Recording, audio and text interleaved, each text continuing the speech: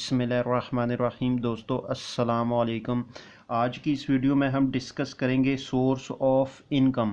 Basically source of income से मुराद है कि वो मीन्स या ज़राए कि जिनसे हमें रेवेन्यू रिसीव होती है। अब चूँकि जब हम trading and profit and loss accounts को जब प्रिपेयर करते हैं तो उसमें हमें रेवेन्यू की ज़रूरत होती है। यानी जो हम सबसे पहले जिस चीज़ को रिकॉर्ड करते हैं वो रेवेन्यू होता है। उसके बाद हम अदर एक्सपेंसेस वगैरह माइनस करके या तो नेट लॉस या नेट प्रॉफिट जो है वो कैलकुलेट करते हैं। तो अब हमें बेसिकली उसके लिए रेवेन्यू को जो है वो समझना पड़ेगा कि हमारे कितने किस्म की रेवेन्यूज़ होती है और उसके सोर्सेज क्या होते हैं। बेसिकली अगर हम यहाँ पे बात करें तो यहाँ पे मैंने 7 टाइप्स ऑफ जो है सोर्स ऑफ रेवेन्यू यहाँ पे लिखे हुए हैं और इसको हम डिस्कस करेंगे। सबसे पहले हमारे पास है sales proceeds of goods or services. इसको हम कहते हैं सेल्स अकाउंट। यानी ये बेसिकली वो हमारी रेवेन्यू होती है कि जो हमें सेल्स यानी चीज़ों को बेचने से जो हमें अमाउंट रिसीव होती है या जो सर्विसेज प्रोवाइड करने से जो हमें अमाउंट रिसीव होती है उसे हम कहते हैं सेल्स अकाउंट।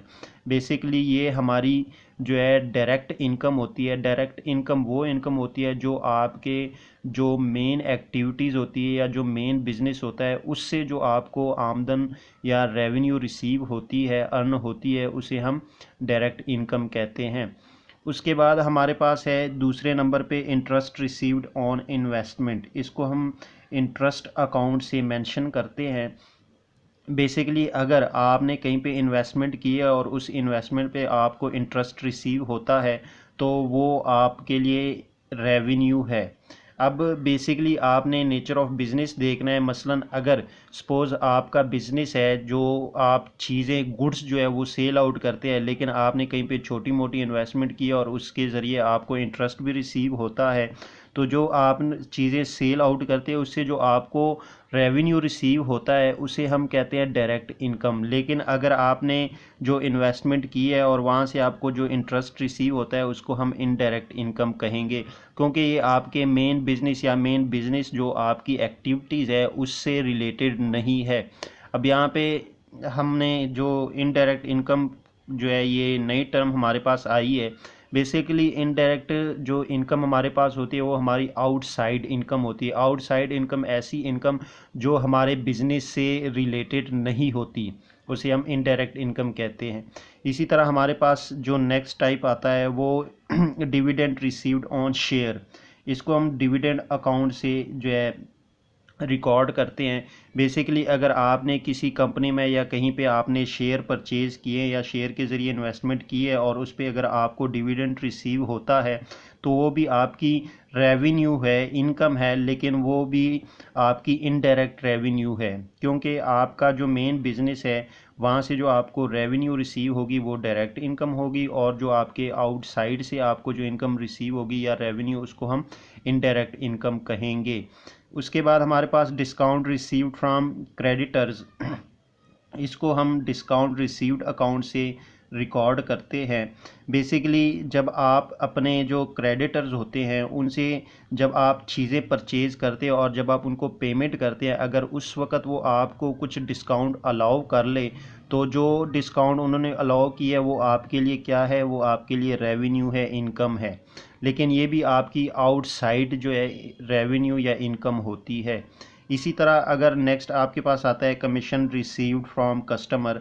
मसलन आपने कस्टमर से जो है कोई कमीशन रिसीव किया है तो इसको हम कमीशन के नाम से रिकॉर्ड करते हैं और ये भी हमारी जो है इनडायरेक्ट इनकम होती है।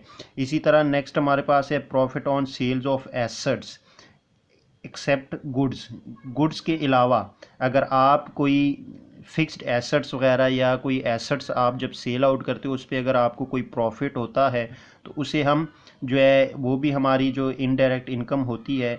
इसी तरह अगर आपको रेंट रिसीव होता है, मसलन आपने कोई बिल्डिंग रेंट पे दी है या आपने कोई घर रेंट पे दिया, उससे जो आपको इनकम रिसीव होगी वो भी आपकी इनडायरेक्ट इनकम होगी, उसको हम रेंट अकाउंट से रिकॉर्ड करते हैं। ये जितने भी हमारे पास ये 7 या 8 अकाउंट हैं इन सब के जो बैलेंसेस होते हैं वो क्रेडिट होते हैं।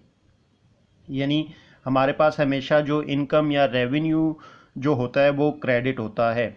अब यहाँ पे हम डिस्कस करें कि हमारे पास बेसिकली रेवेन्यू है कितने टाइप्स की, यानी हमारे पास बेसिकली जो रेवेन्यू है वो दो टाइप्स की है।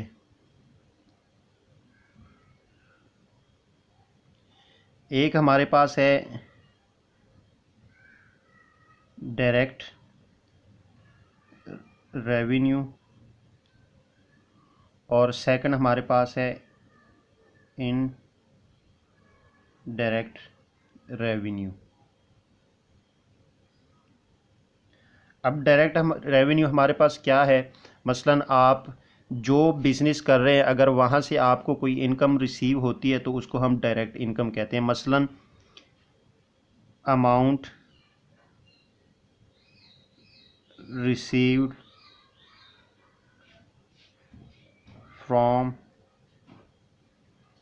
सेल्स ऑफ गुड्स और सर्विसेज। तो ये हमारी क्या है, ये हमारी जो है डायरेक्ट इनकम है। क्यों, ये हमारा जो मेन बिजनेस है वहाँ से जो हमें इनकम रिसीव होती है उसे हम डायरेक्ट इनकम कहते हैं।